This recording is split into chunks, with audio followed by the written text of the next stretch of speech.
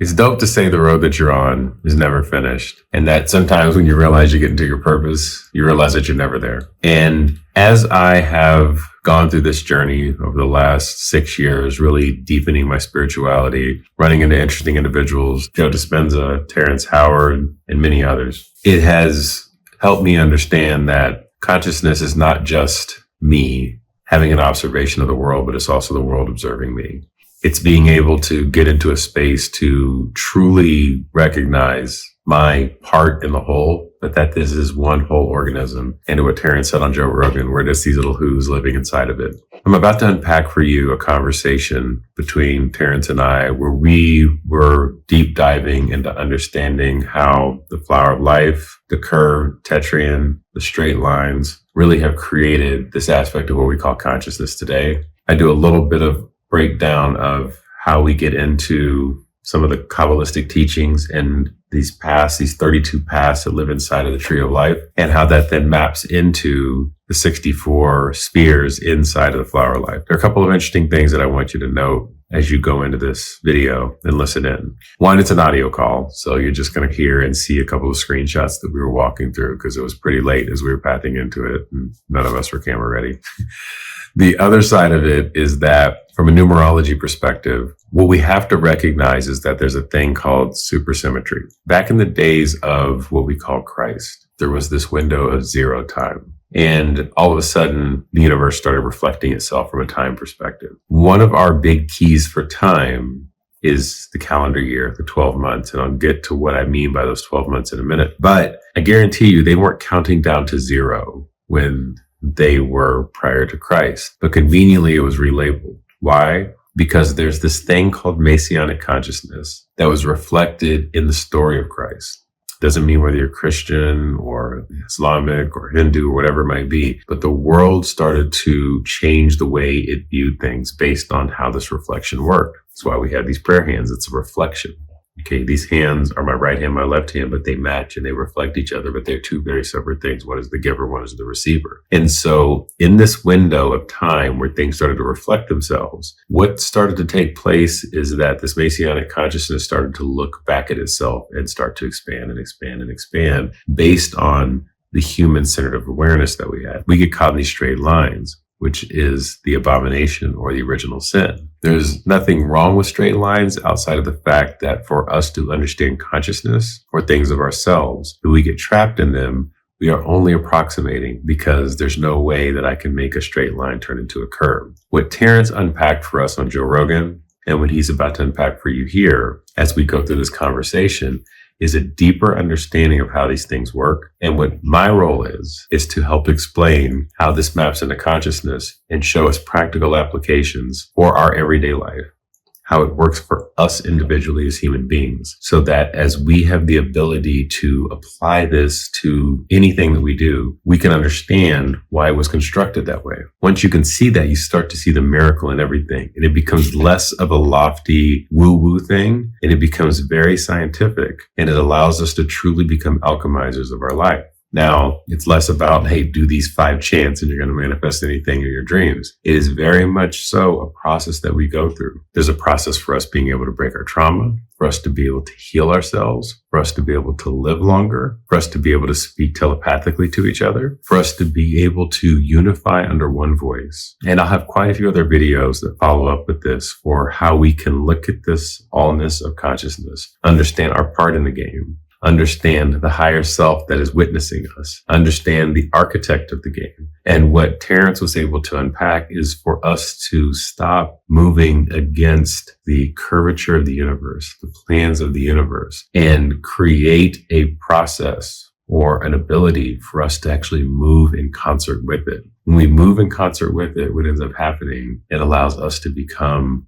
more harmonious. It allows us to be in flow. And as we walk through this journey together, it is going to be a wild awakening. This is what Dolores Cannon talks about as this new earth. We're not translating and the earth's going to burn up and the new one's going to come. What's going to happen is our state of awareness starts to change the game that we are in. By Terrence going on Joe Rogan and being able to communicate what he's been communicating over time within a listening captive audience has now placed the splinter in the mind for so many people. There are going to be a lot of us that call BS, but I challenge you to, one, refute anything that he said in there. It all makes a lot of sense if you look at it from a curvature perspective and understand, like, hey, this is why we started to just create all of this dark matter and spooky action at a distance and things to fill the gap, because we didn't understand the process of the breathing in and the breathing out of the universe. The fact that there's an electric field and a magnetic field, how that shows up, and how even within the patterns and the mathematics that he was able to derive, we're getting to more truth than we ever have before. So check this out, as this is our path toward, one, a collective Messianic consciousness. It's a path to understand all the clues that we've ever been left. And if you have any questions, please leave them in the comments below. And we're going to continue to impact this and give the world the instructions for life that have always been there for us. We just haven't been paying attention to them. Thank you, and I love you. There is a shape that we have overlooked for thousands of years. It is the shape that brings all life together. As we look at the flower of life, the flower has been mistook as a two-dimensional pattern. However, there is a three-dimensional force of how all life comes together that sits within. All life is curved space and spherical objects. These objects are brought together by a very specific force and frequency that is as big as it is small. So what is this shape? When we look within, we can see the visual shape of the wave conjugation that brings all quantum possibilities into our material world. It is the force that attracts the truth, and it has been under our nose the whole time. This shape defines the geometry of the proton. When we meditate on it, it creates magic. When we simulate it at scale, it will create galaxies. And when engineered in love, it will change the world. Are you ready for our greatest evolution? Please follow the Terrence Howard and Abundance 10,000 to see how the Tetreyen shape will evolve all areas of humanity.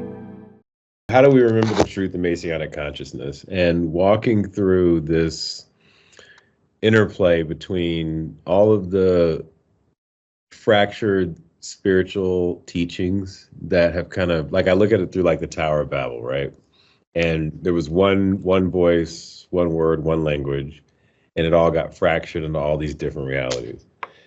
And it's the lack of integration and unification and stillness in one singular truth that has caused for this to happen, which all derived out of this initial, the initial way that we broke this flower apart. And so the way that I view it, and you tell me if I'm wrong here, is that there are, when you break it down to like the Kabbalah, and there's 32 like paths with 10 Sphirot, 22, Hebrew letters and all this other stuff. Each one of those, when you put them back together, reaches the number of 64. So when you have two sides, the masculine and feminine, they come together, it creates the unification of the 64, which is the 64 spheres that live inside of the actual flower of life.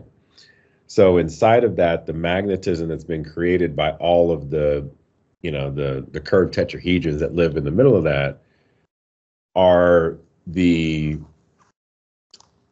way that man was created had to be created in linear fashion for us to be able to understand how to work within space and time. But that wasn't the thing to get trapped in.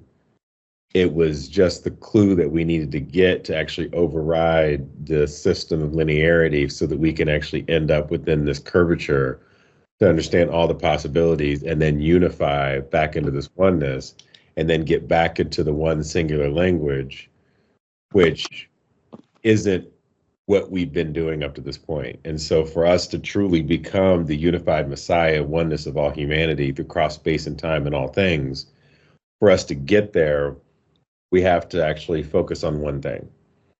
And to me, that one thing is that unification point, the curved tetrahedron, the curved tetrahedron, the Tetreyen, and then inside of that, there's some frequency, some vibration that unlocks all of the clues for us to re-expand back out and then create the path of unity and oneness. So that's kind of where I'm at right now.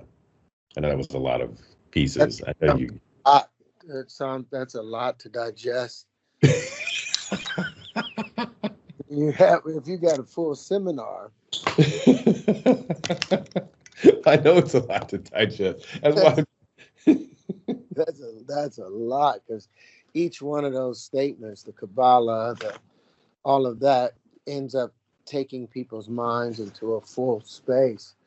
And it could work, but it's going to be, I think, you may do what I've done to people and lose some of them just because they don't, their mind space, the width of it, and in that flower, the flower was always such a simple piece. Right. It maintained its supremacy just because it was simple, and it was just these 64 connected circles that they pulled the platonic solids from. They knew it was something that was special, Right. but invented, on that linear mentality, trying to separate from the whole, and wanted to go off into their own duality and their own separate space. They invented these straight lines as if there could be an action without a reaction. Right. And as a result of that, we're left in this world of randomness, of where nothing makes sense and anything can happen. That's where people have gotten lost at inside of the dance. But if you're talking consciousness in that flower and explaining the 64 circles, why was there 64? 6 and 4 and ends up becoming 1. Right. It's there's so many secrets attached to that. Right. But being able to, if you have, how much time do you have for your talk? It's like a 25 minute talk. It's not too long. Yeah, I mean, I think you hit them with, if consciousness means becoming aware of everything, Mm-hmm. And everything becoming aware of you, Right. then the flower provides tools for us to behave in unity with the universe.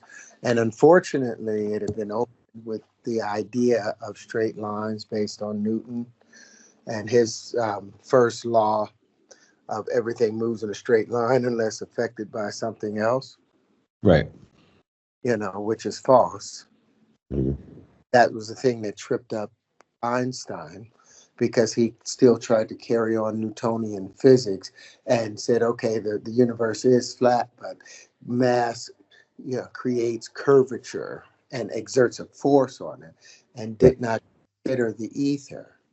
And the ether is the wave conjugations, or the ether is the actual waves that occur that everything is sitting on and moving on. And that ether had, since 1905, had been abandoned because they didn't have sensitive enough instruments to detect those waveforms, Right. or change in light. And I would compare, this is where we've come from, the platonic solids, and this is what it's gotten us.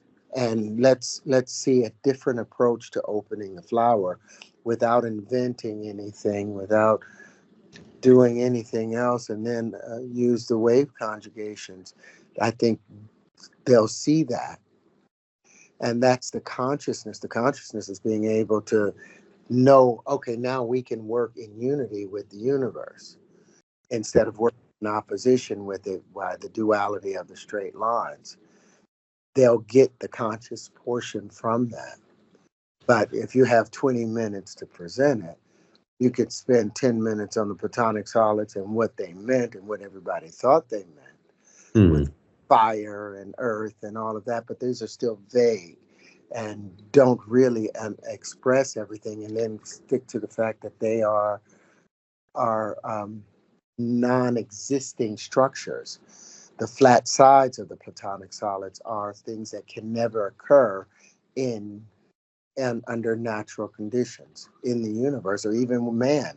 They still aren't straight lines. They're still, ultimately made with a bunch of little curves at the end of the day. Well, in presenting that, Yeah, I like that. Let me ask this question. So if I were to take that and then say, okay, I've got, yeah, what if I were to start with, so, a question. well, yeah, of course, start with my question is going to be, what is Messianic consciousness really?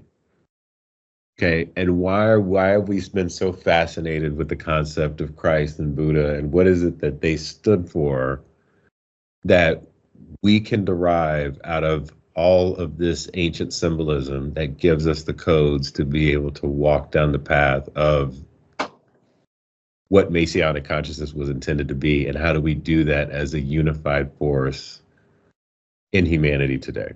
Why the term Messianic consciousness? Why? So, Why? so it keeps coming to me for some reason, and it has nothing to do with their. So the way I'm defining and I would define it differently, because there's different states of consciousness. The Messiah or the Messianic consciousness is just the balancing and the center point of it all.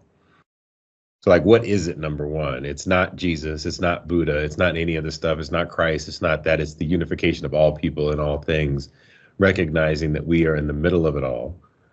And then once we recognize we're in the middle of it all, we hold the light and the dark together. We hold the polarity of all things. We hold the duality. We hold the masculine and feminine in tow, and we pull it into a central force and a central power and a central energy that allows us to create a different level of unity. That we have been using straight lines from a linearness perspective to try to draw the path, but it can't draw that way because there is a curvature to space and time, that once you understand the possibilities that exist within it all, then you honor all of it.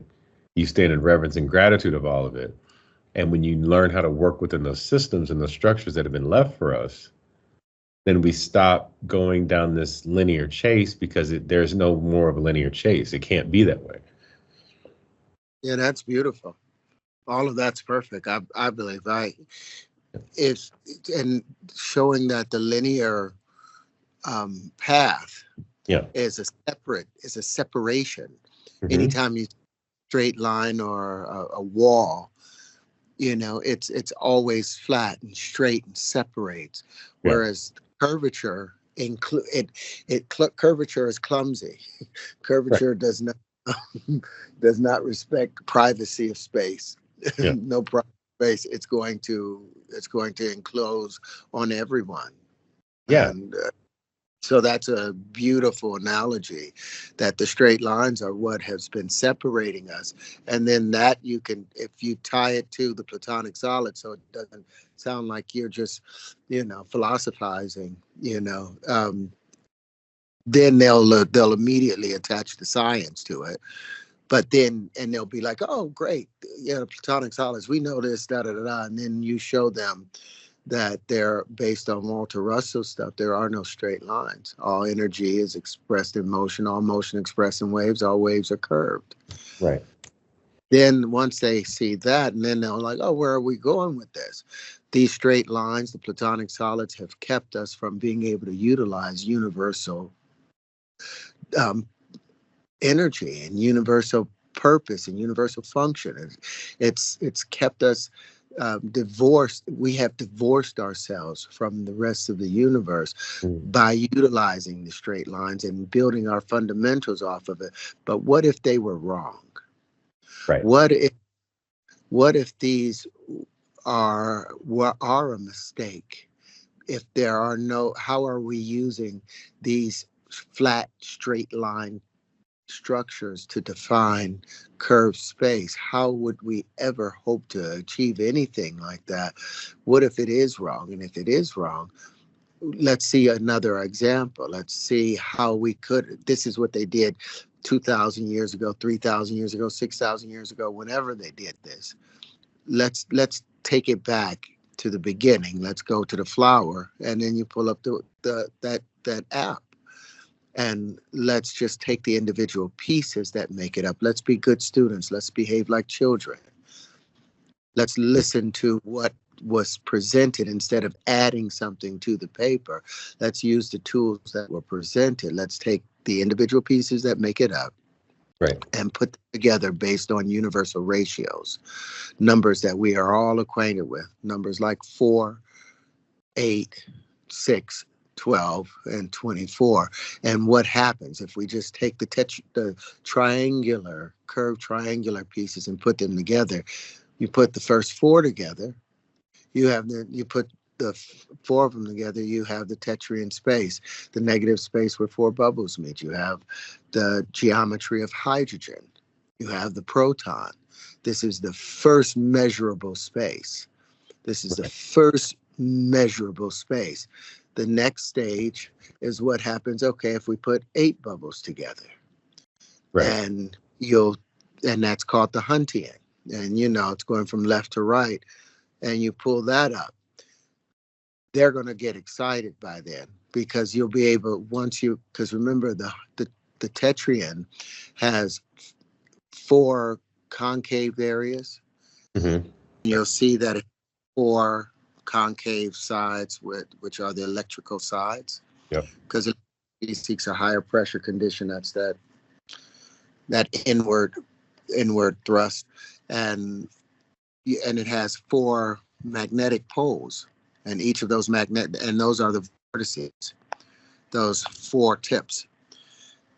Let me ask, so the charge of the poles. The poles, those negative poles. Oh, they're all negative charge? Negative poles. All 4 tips are magnetic poles, because electricity is trying to get to that center of that concave space. But then it's hit by another wave of electricity, and it can't hold its space. It can't hold that space anymore because there's so much force behind it, and it's being pushed out to the vortices. And when it gets to the vortices, it's forced to change direction from northeasternly, centripetal spin, to southwesternly, centrifugal spin. So it completely begins to spin from right. It's spinning to the right when it's in the concave areas, but the electricity, when it gets pushed out, it gets devitalized, and it's forced out of the poles of the magnetic poles. And so you end up with 4 repulsive, because magnetism pushes away, and you have 4 attractive poles. So there's a balance. It's an equal pull and an equal push. And it's the geometry of hydrogen. So if you go to the very next one, where 8 bubbles meet, you'll notice something strange. I mean, it perfectly fits in there, but this has 8 contractive poles, but only 6 magnetic poles. So perhaps this is the strong nuclear force in comparison to the Tetreyen as the weak nuclear force, because this has 8 attractive poles and only 6 repulsive poles, so it has a greater electrical potential. Well, let's see. If you go to the middle one of what happens when 6 bubbles meet. Can I ask you a question on this real quick? This is from my mind. So the bubbles come together and meet. So I basically have initial 4 bubbles coming together, right? Yeah. But if I had 2 sets of 4, it's not 2 sets of 4 coming together. It's actually 8 bubbles meeting in this construct, correct? Yeah. Okay. Got it. It's all about, everything in the universe comes down to how many bubbles fit in a given space, and under what conditions. Are they spinning to the right, or are they spinning to the left? And here you see the 6. You can see the 6 huge swipes. So this is a very fast moving space. If you roll it around, so it's going away. Yeah, all right. Yeah, but you can swipe around and see the 6 moving around. You could see where the 6 bubbles are. You can see it, right? I see it. Let me ask a question. This space here that has the gap, what is that gap? Electrical potential. That's electrical potential. There's no bubble in that, though. The bubble is going to sit here, here, right? And then that electrical potential is... If you pull in a little closer. I'm trying. I'm doing delicate. Okay. Yeah. Okay, now just go up from the top now from that one on the far right, the tetra. Yeah, Yeah. you'll see a flat space that's one full circle. That's one full circle from there all the way to that to the Huntian. All the way from the tip of that one on the right to there. That's one. That's one bubble. Okay. Turn it again. That's one full bubble. Yeah. See, turn it again to the side if you See. can. Yeah. Yeah, and there's another one on that side, and there's 6 of those spaces. And these are very fast moving bubbles. And what's interesting, this now, the strong attractor has grabbed the 2 weaker attractors. But this is a stable structure and it has 30 poles. Because you have 8 with each of the Tetreyens, and then you have 14 with the Huntian in the center. Well, the speed of light is that they've measured is 299, something, basically 300,000 kilometers per second, something like that. I mean, is that it's so this 30 poles fit in perfectly, and if you look around from the top of the structure, if you just keep moving it around, you'll see that it fits in perfectly without inventing anything. It's just utilizing the space that's there. So then you can now go to the 12 poles, which is the very next one. Wow, your screen just. Let me ask one more question though. So this space, so everything, so in my mind, this energetic force here, and then this force, and this force, then connect these different magnetic bubbles that get attracted to it, and then there's this electric potential. There's a potential that lives in the space in between that isn't connected. The electrical potential. That's where the greater electrical potential is. It's like that's the space between 2 magnets that are pulled towards each other. So then when you put 12 in there, you'll see that now 4 of the potentials have been accounted for, but there's still 4 unaccounted potentials.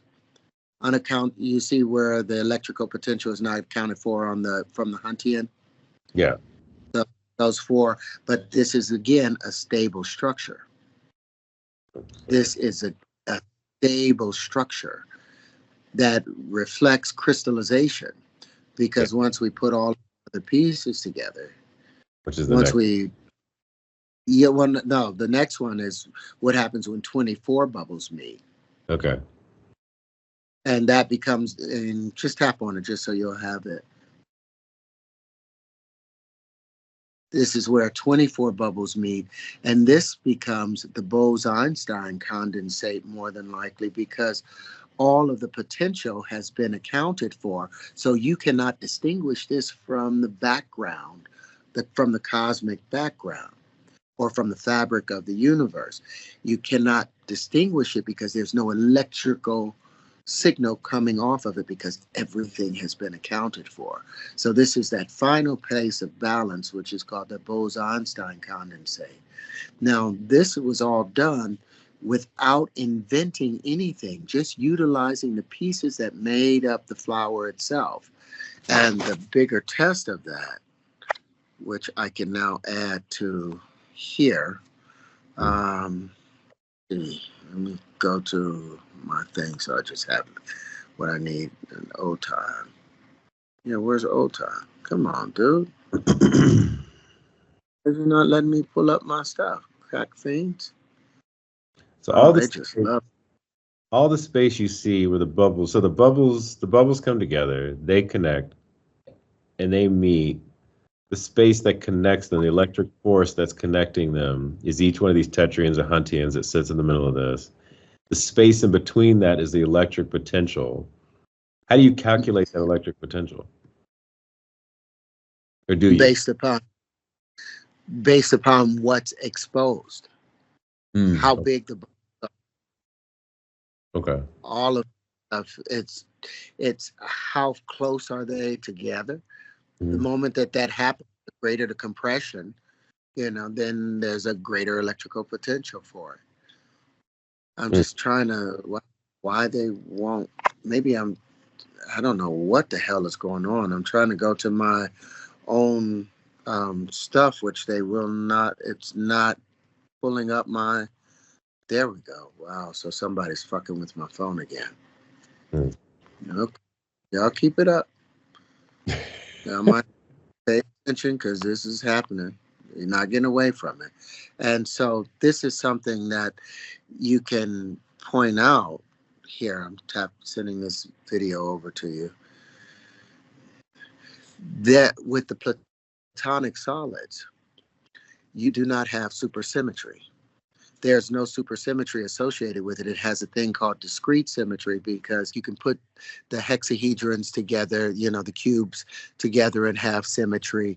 You can put all the tetrahedrons together and have some kind of symmetry, but you can't mix the tetrahedrons, the dodecahedrons, the icosahedron, the hexahedron, or the octahedron. You can't mix them all together and have them make sense. They don't have super symmetry. Right. They limited symmetry. But with the video that I just sent you, Where'd you send it? Text or? Sent it to Skype. Oh, you sent it to Skype. Okay. Got it. Okay. I can't get to it. Oh, actually, I can get to it over here. Hold on. I got it.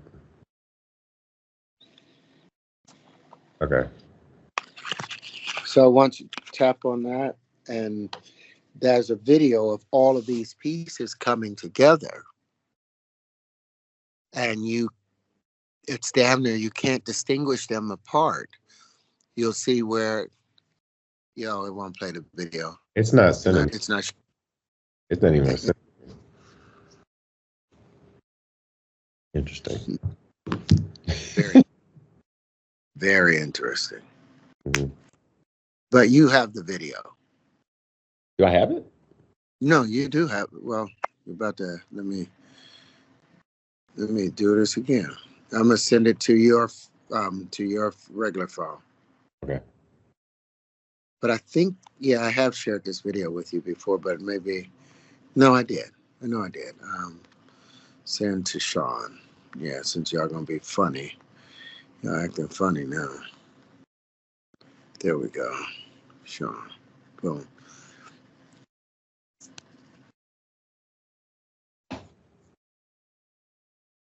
Did you tell me when you got it? It's trying. Hold on.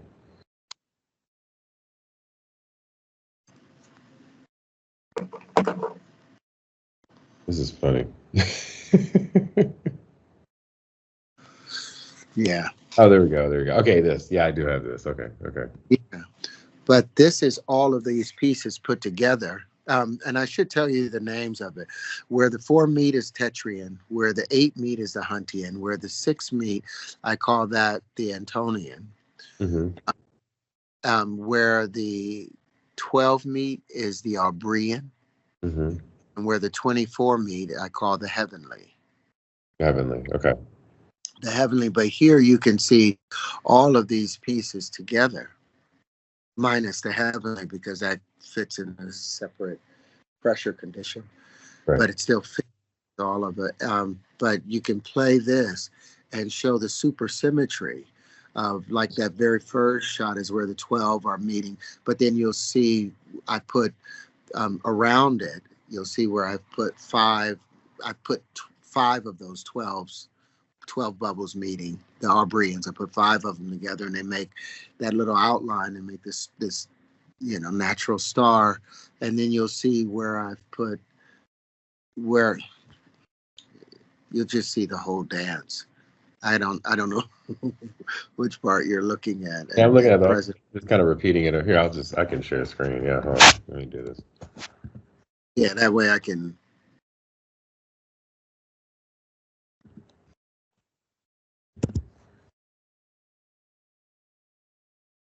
Yeah, the center is where 12 bubbles meet, and you'll see it coming around. And all of those is where I've put 5 of them together and making these natural structures.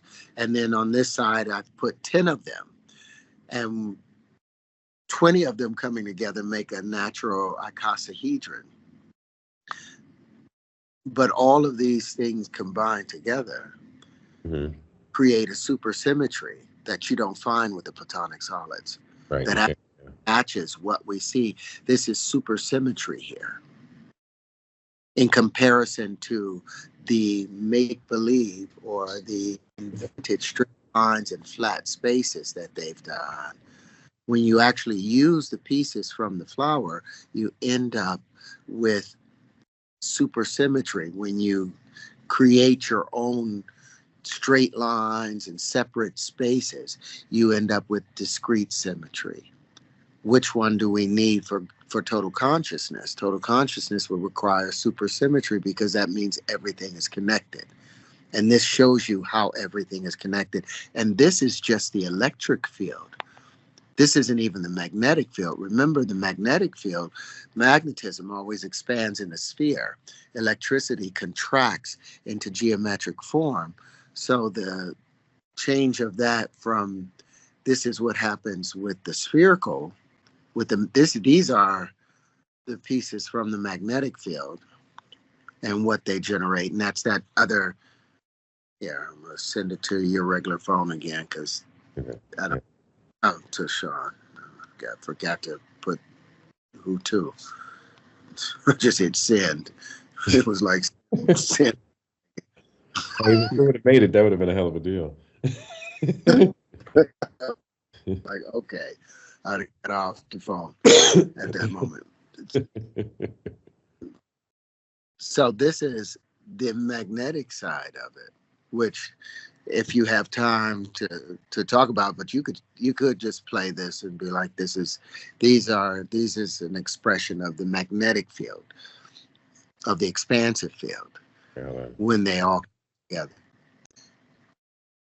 And we call this transcendental lighting, but all of this came from actually taking the pieces that make up the flower and putting them together. So let me ask you a question on this one. The magnetic field, the shape that you derive here isn't necessarily a sphere itself, correct? Is it more of a circle? How did just so that I'm like walking, somebody were to ask the question. Yeah, these things. If you go to, let me go back to the book. This is the geometry circle, right? That you pulled out. Yes. Hold on. Let me pull up the book real quick though.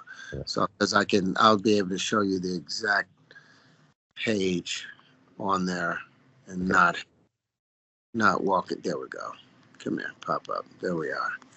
If you go to boom, boom, boom, boom, boom, boom. Here we are. Yes. If you look on page 124. 124. All right, I'm going.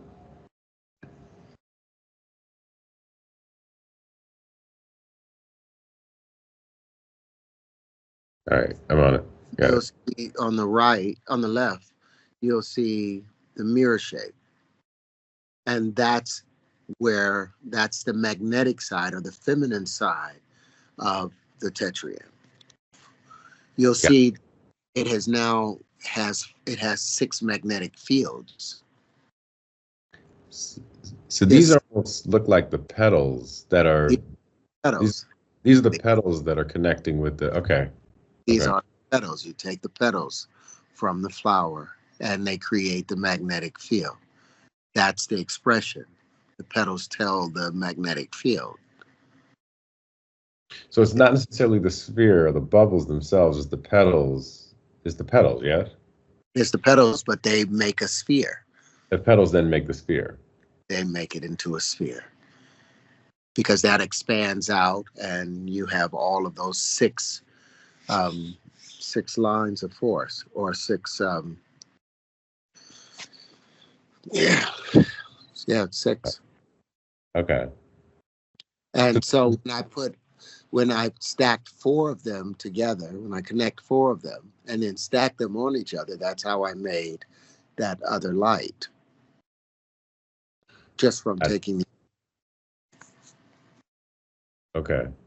If you have time into explaining that, but you to explain that this is the magnetic field, and you'll see right below that on 125 Mm-hmm. where the linchpin came from.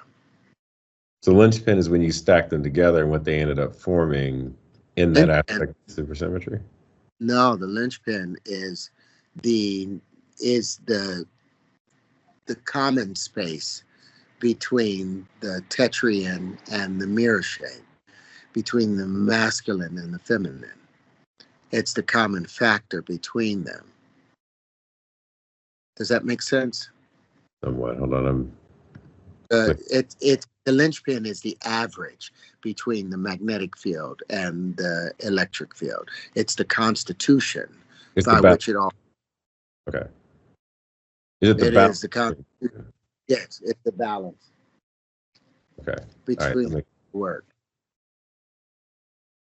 Got That's what you like on 24. It says the linchpin, the common factor of all things. Yeah. I never saw these videos. I clicked down on the videos. Okay. That's what I need to look at too. Yeah. Okay. All right. And that becomes the entire dance. It's just taking the actual pieces that make it up. And what it ultimately gives us is a balanced place in the universe without effort, without any fudging, without any renormalization, without any strangeness codes. It shows us how the universe behaves. So let me ask this question. The cause of this is the feminine force that's creating or is it the actual Tetreyen? Which one is the cause? What is the feminine force? The feminine. It's a discharge. It's a discharging. It discharges electricity that is devitalized in the Tetreyen. As it's devitalized, it becomes discharge. It's the electron field, that the negative field that they call. That's why they kept calling electricity, thinking it was negative. But it is the discharging field, like the sun. Where does it discharge at? At its equator. But it's all discharging in those other directions. But the main place is at the equator. It expands out, and that's the fit that creates the bubble. As these particles, as these waves of electricity are devitalized, and they become pushed out into a centrifugal force or spinning to the left, and they'll all keep bumping into each other until four of those magnetic fields hit each other again at 120-degree angle. Mm-hmm. But they hit at 120-degree angle, it now forces them into a centripetal spin. And now they become electricity again. And they go through the whole process of trying to get to the high pressure condition, and they get there, and then what happens? They get pushed out again, and then they become magnetic again. And they spin out, and they go back, and that becomes a process. Breathing in, breathing out. Breathing in, breathing out. The feminine is breathing out. The masculine is breathing in. The electricity is breathing in, charging the system. The magnetic or radiative side is pushing that out. And that creates a better balance, and it predicts all distribution of matter. So the Heisenberg uncertainty principles, Schrodinger's equation, all of those things go out the window because there's no more uncertainty. And this is what's going to really get them, because remember, the guy that he works with, that he's worked under, his whole thing has been looking for supersymmetry, but had never found it. Right. And you to show them this is supersymmetry. This is the beginning of consciousness in having the proper tools in which to view universal functions. Now, I think the challenging part, because I went deep into like James Gates and stuff, right?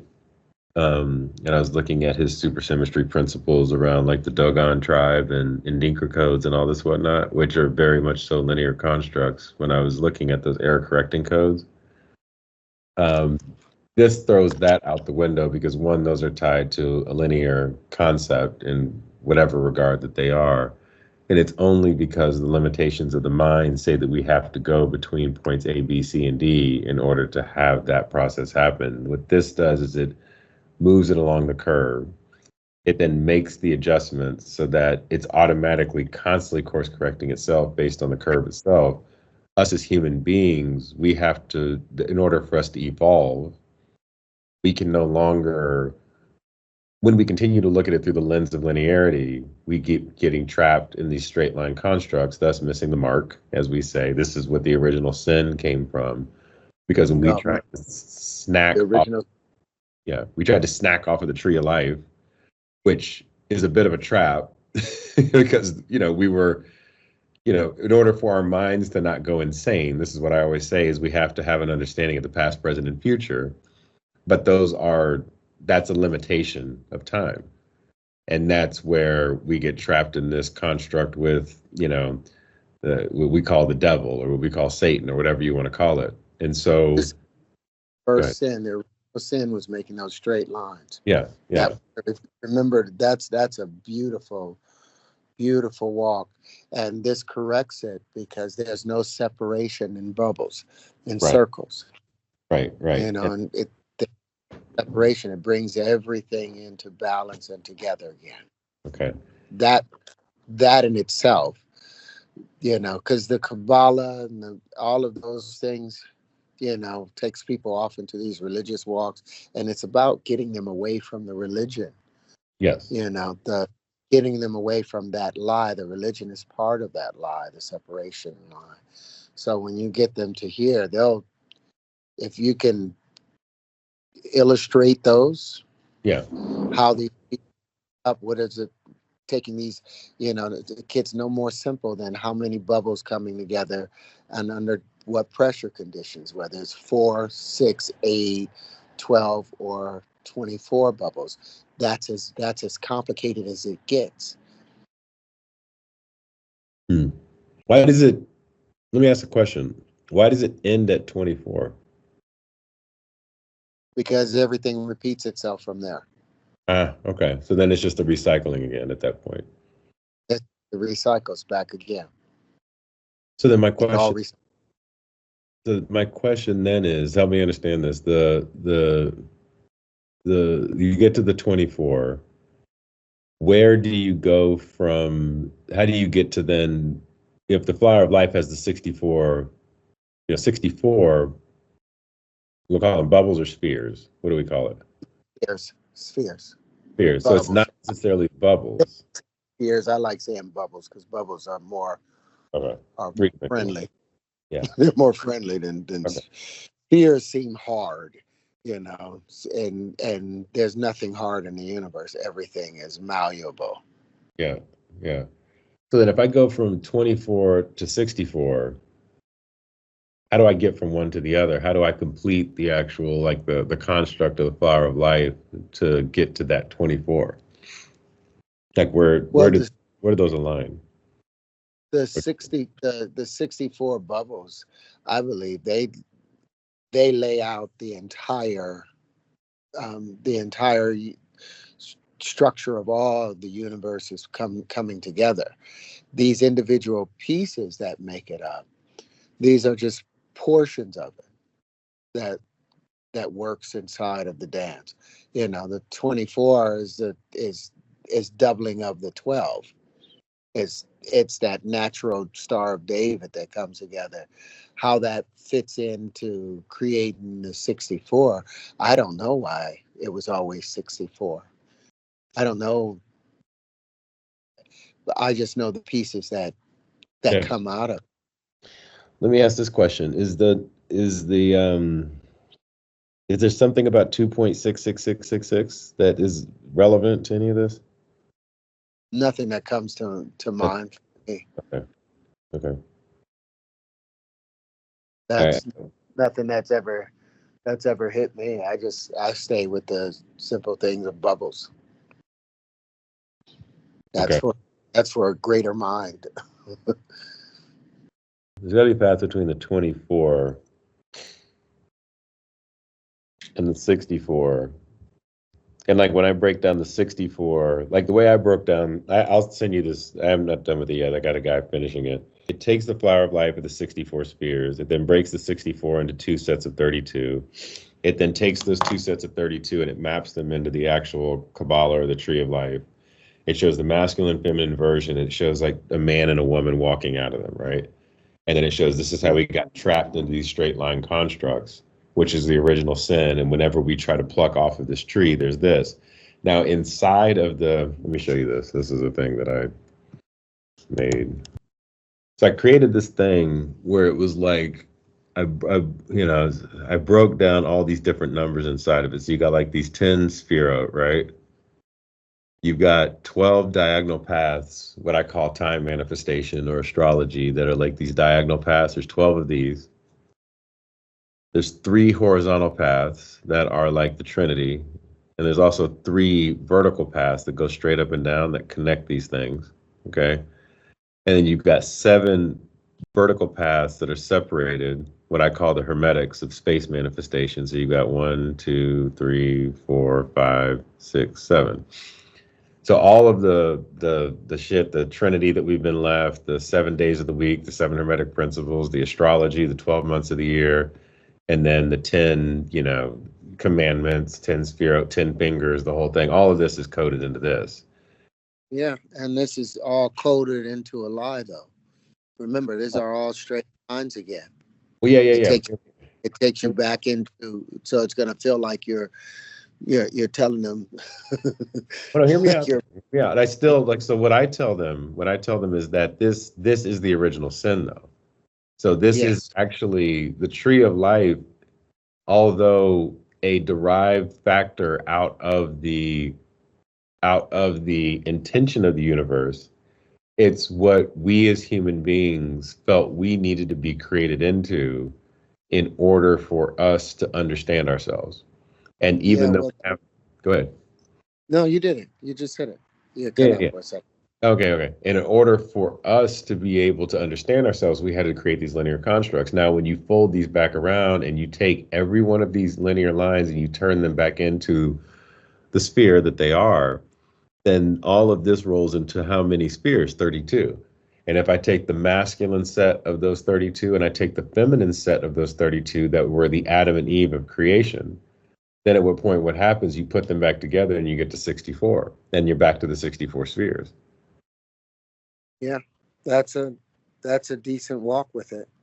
As we go into the next section of this video, Terrence describes to me that there is these 24 bubbles when they meet, and the stable structure that it ends up creating off of the curved tetrahedrons or the Tetreyens as they come together. If you go into his book, this is what he calls the heavenly shape.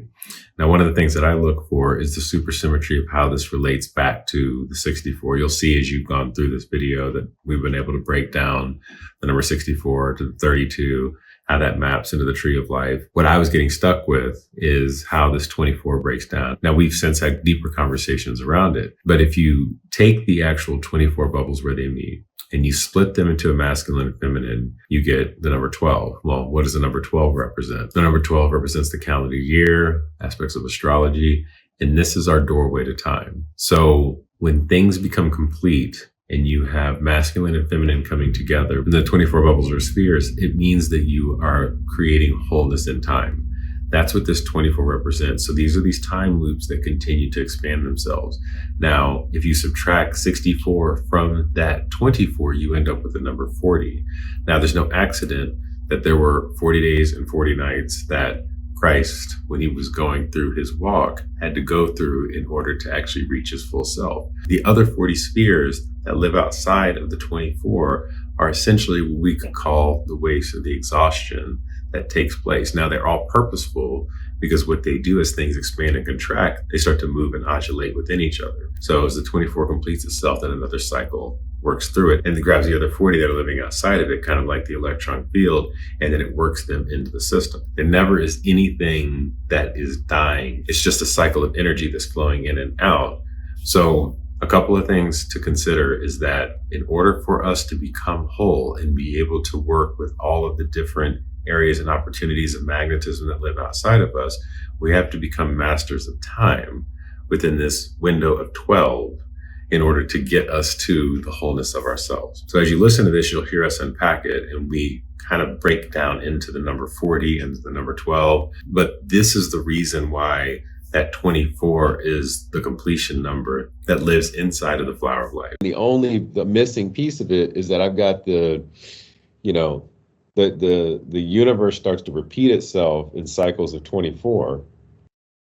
So if it's repeating itself, then it has to derive somewhere out of one of these numbers, which then would be, if I were to take this, it would be some aspect around time manifestation of where it continues to repeat itself when the masculine and feminine come back together in a non-linear path in order to then derive time to be differently. So like if I were to take the 12 diagonal lines that are traditionally around time and astrology and, the number 12, and then I merge those back into spheres, and then I blend those back together between the masculine and feminine existence of both sides of it, then they end up becoming 24. And then I'm back at that 24. And then those are the masculine and feminine versions of time that start to create the expansion of the universe. And then everything else falls into place. So the rest of these, the other 20 of these, which would then be 40, which I don't know if there's a significance around the number 40.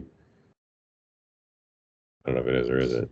Then that, in our religion, we use 40 a lot. In all of the religions, 40 is a big thing. 40 days and nights. Yeah. Moses went up there for 40 days. He was off for 40 years before God called him. All of those numbers. Yeah. The interesting fact that they call this the tree of life. Yeah. Instead of the flower of life, sounds like they were trying to replace the flower of life. Well, they were with thing right here with this tree of life. Their attempt to understand it. Inside the flower of life, there are many keys to the universe. Within the flower of life, there are 64 spheres and 54 curved tetrahedrons that form the energetic nexus, attracting all matter together. These 54 curved tetrahedrons are the same geometry as the proton as studied by the Large Hadron Collider at CERN. Understand the framework of human existence, we must divide the 64 spheres in half, resulting in 2 sets of 32 that we can call duality and observation of itself. When we arrange duality into linear forms, we create the tree of life. These 2 trees contain 32 paths of wisdom, consisting of 10 spherot and 22 connected channels. These channels are derived from the Hebrew alphabet, and the spherot are the path to the integration of light. When we connect the spirit into these structures, Adam and Eve walk out of the garden of awareness in which these trees were planted. And all of the instructions for how to walk as a divine human are in these trees as fruit for us to eat. Each spherot has a specific purpose, and each letter acts as a channel of light to be brought into darkness as we descend the tree of life for integration.